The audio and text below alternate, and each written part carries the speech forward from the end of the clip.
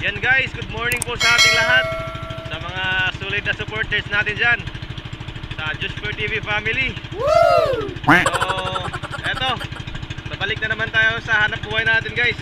Ito yung decoy natin. So oras natin ngayon ay alas 7 na. Papunta pa lang tayo sa spot. Doon tayo. Bali dito tayo sa Hinatuan. Hinatuan to guys, sakop to ng Hinatuan Island. Nung nakaraan doon tayo sa likod nag-dive. Ngayon dito naman tayo sa harap. Ayan, susubukan natin dyan kung may tangigi ba dyan. Yun yung isla namin. Malayo na. So solo dive pa rin tayo. Try natin dyan kung may tangigi. Pag wala, iikot tayo dun sa likod, sa kabila. Doon tayo babalik sa pinagdaiban natin nung nakaraan. Ayun yung buya natin. So nakuha natin yung tangigi kahapon guys. Gawa ng meron kasi tayong buya. Kapag wala tayong buya nun, hindi natin ito yung mahuhuli. Malakas kasi masyado yung isda. Buti na lang may buya na tayo. So susubukan natin kung makadali tayo dyan. Ayun guys, ang daming kawan ng tuna. Ayun oh, skipjack tuna. Ito pa. Nah, ang lalaki. Ayun oh, nanginain guys. Try natin dito yung decoy. Baka may tangigi itong kasama.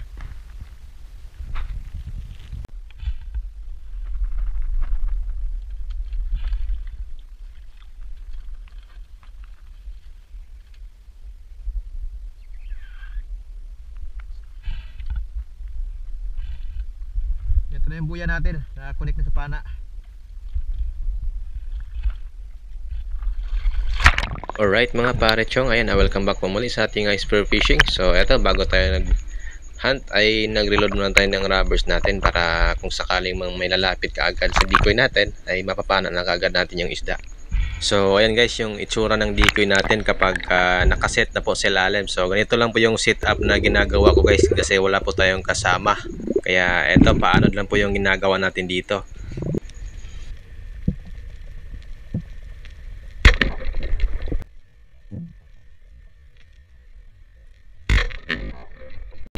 At eto naman guys, yung lumapit sa decoy natin, halos tinanghali na tayo. Kaso ito lang pinapakita sa atin na lumapit. Isang pirasong yellowtail na barracuda, kaya kinuha ko na. Kesa naman masero tayo.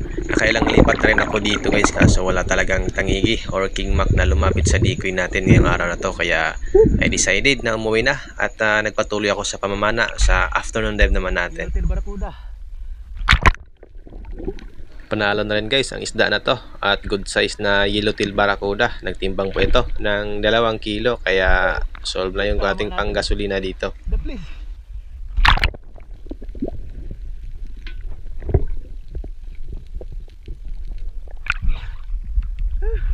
Buti lang umabot pa.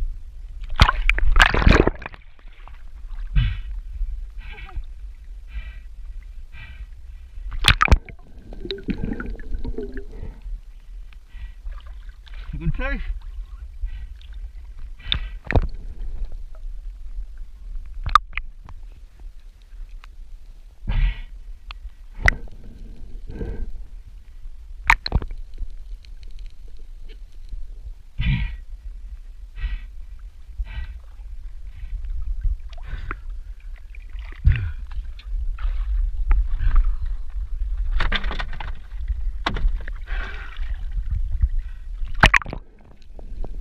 A few moments later. At pagkaraan nga guys ng hapon ay eto, binalikan na natin yung spot kung saan tayo nakapana ng red bass at GT at may kasamang ilak. So eto yung ating naging unang pagsisi dito. After ng warm up natin, nag-pwesto na kaagad tayo at nag-set na pag-ambush dito guys.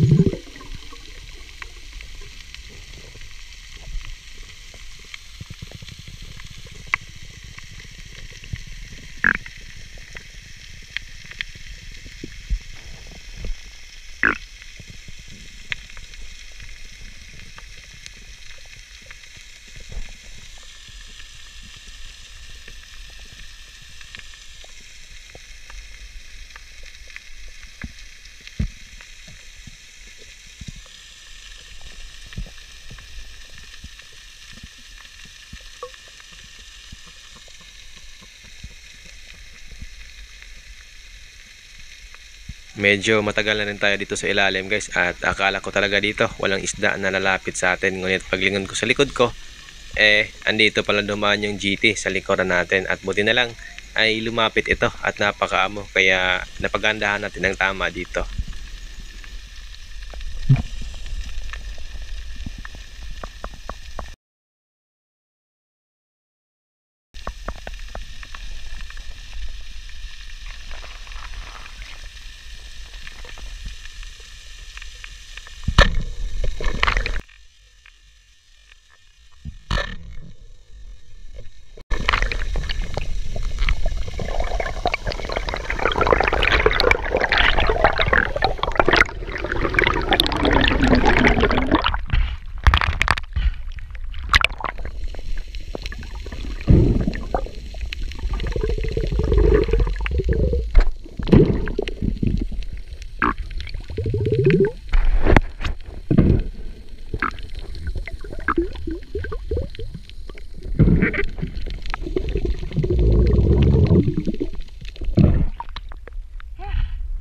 Sa likuran ko dumaan.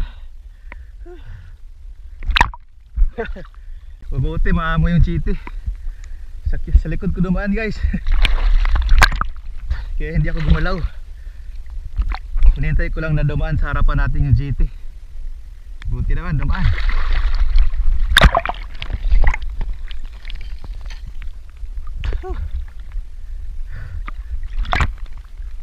Kahit di gaano kalakihan pero malakas.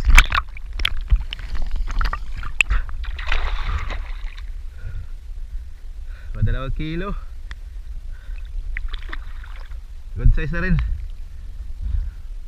Panalo na rin guys ang isda na to. Ito po ay nagtimbang ng 2.4 kilos, kaya kwarta na sa isda na to. Ito yung ating naging unang isda sa hapong ito, isang good size na GT or Giant Trevally.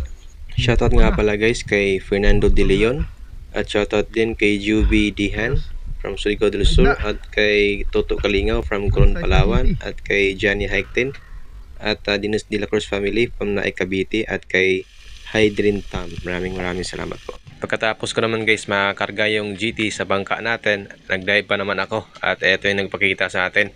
Dalawang good sizes na GT, around 5 kilos na siguro ang bawat piraso nito. Nasa 2 piraso guys, kaso hindi dumiretso sa atin, at napansin kaagad tayo kayong GT ay lumiko ng direksyon at papunta sa malalim, kaya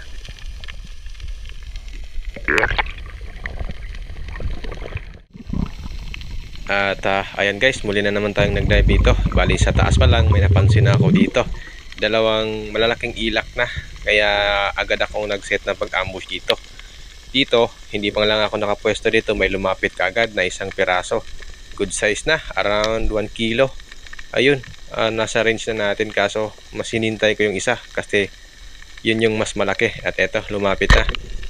Ayun, tinamaan natin guys, ngunit yung pagkatama natin ay napakababa po. Buti na lang tumagos yung shafting natin, kaya hindi napunit yung isda, at nahuli din naman natin ang isda na to.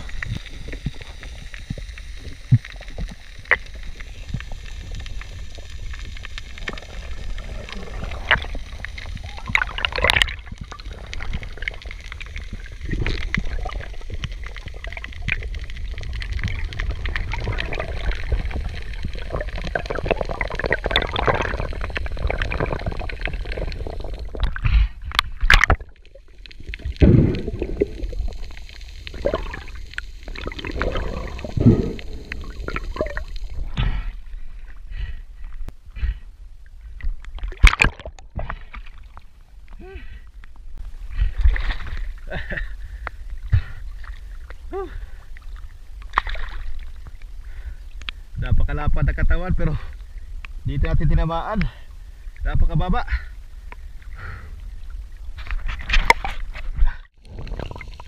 At after ko guys ma-secure yung pangalawang isda natin, ay ito, nakapana na naman tayo ng ilak guys. Hindi ko lang na-on yung camera kasi akala ko napindot ko na, kaya yun pala ay naka-off yung camera natin, kaya nahuli tayo ng video.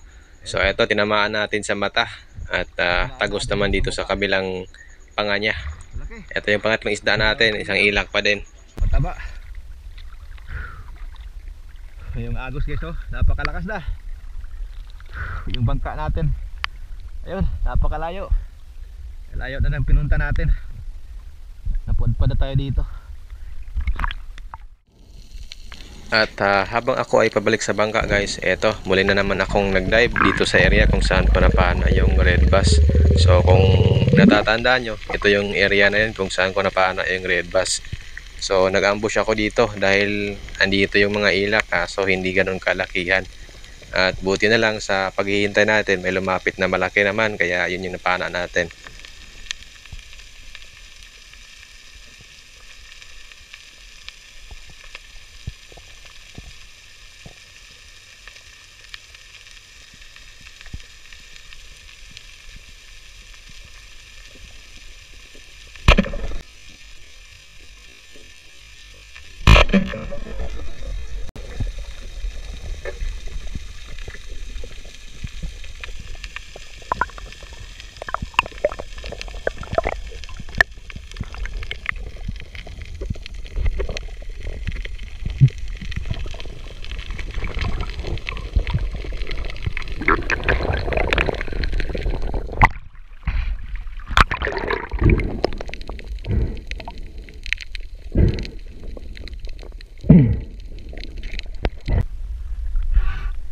Ganda yung timing.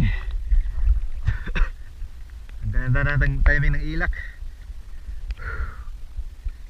Good na rin. Good size. Mga 1 kilo.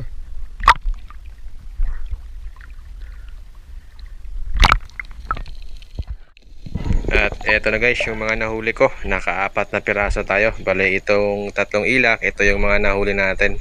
At yung GT natin ay nauna na kasi natin nailagay sa bangka. So ito lahat yung mga nahuli natin. Ito po ay nagtimbang ng Yung GT natin kulang-kulang 8 kilos yung mga nahuli natin sa 4 na piraso, kaya goods na. At nakabawi tayo sa hapon kahit na 1 piraso lang yung huli natin kaninang umaga. Humirit pa akong mag-dive dito guys, kaso wala talagang nagpakita na, kaya dumiretso na lang ako sa bahay pagkatapos. At ito yung mga nahuli ko, naka-4 na piraso tayo.